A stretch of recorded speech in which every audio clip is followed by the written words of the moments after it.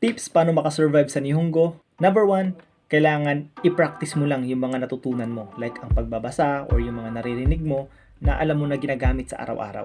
Napaka-importante na nagbabasa tayo ng libro. At least 10 vocabs a day. Kailangan i-practice natin yung mga natutunan natin.